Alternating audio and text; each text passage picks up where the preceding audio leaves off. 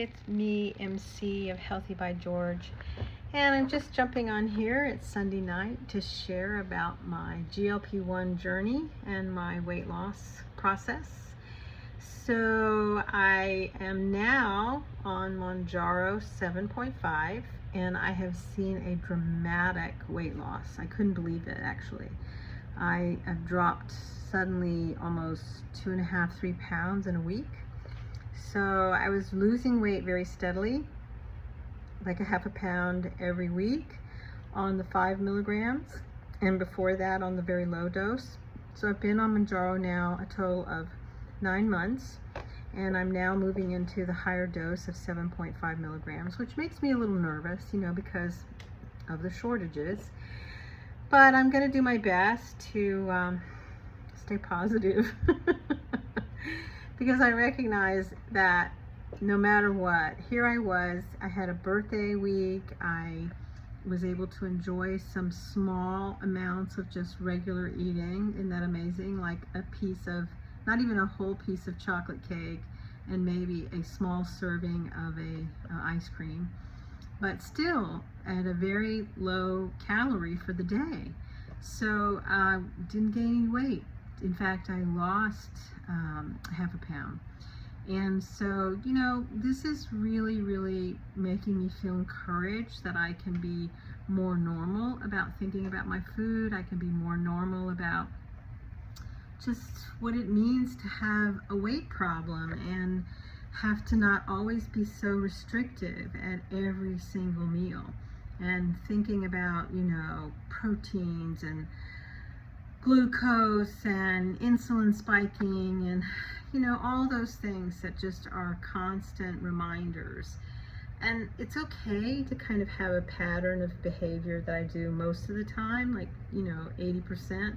I think my sister and I talk about it. If we do it 80% out of 100, every single day, that each meal is at least 80% in the right direction, that's a pretty good percentage. And I really think I do more than that, actually. I think that most of the time, my food choices are really quite healthy. I'm always thinking about how much protein am I consuming. I'm always thinking about the numbers of calories. I do track everything. Being someone who's working in science, you end up being someone who tracks everything. You track water, you track movement, you track carbohydrates, you track calories, you track protein and water. What else can you track?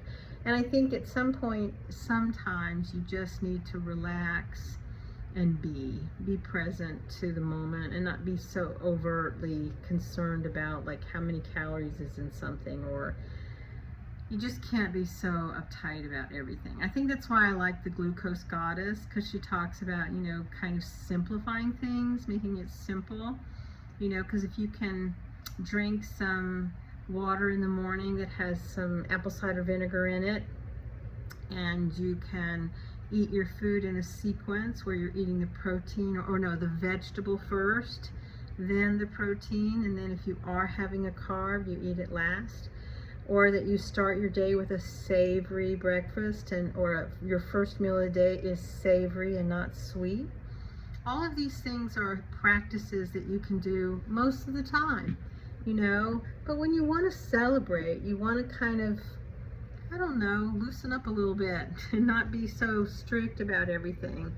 And that it's not the end of the world if you suddenly have, a small piece of, not even a whole piece of chocolate cake. So you know what? I think I'm doing pretty good. And it was really very encouraging when I get on the scale every single day to see that, hey, my whole weight loss process hasn't been blown.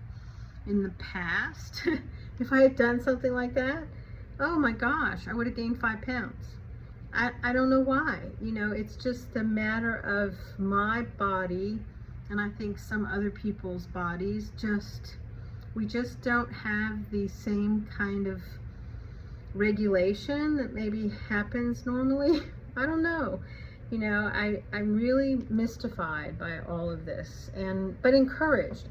I'm encouraged because I feel like for the first time our medical fields are discovering something that really helps, and it really addresses that, you know, being someone who's overweight is not always just about some lack of discipline or some lack of exercise, that it is something that's more complex, has more layers to it than lifestyle changes. Granted, I think lifestyle changes are wonderful. I am constantly working on those as much as I possibly can. I don't do a great job sometimes in my lifting weights, but I have improved movement, and I think any improvement is in the right direction. I think that's what we really have to embrace. If we're making any improvement of 1% or greater every single day, then I think we're going in the right direction. And yes, I'll never be an athlete. I'll never be someone who kind of, you know, jumps up and down to go run the track or choose a long hike for my vacation. Nah, I'm not that. I may ride a bike. That would sound fun.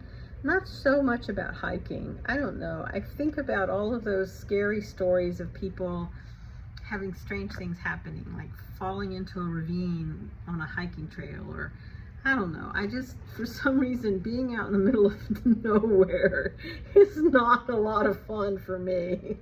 I like to be around places where you can quickly get a cup of coffee or a glass of ice water. I don't know. That's just me. I'm too much of a city girl. I don't know. I've had enough of being in the country or the wilderness. I think I like the wilderness from a distance. So, well, I'm just jumping on here because I'm still having good progress with my wonderful weight loss journey using a GLP-1 drug called Mounjaro. I'm going up a dose now, which I've already seen improvement big time, so that's really a very positive thing. Okay, Mr. Pete is telling me I need to wind it up here.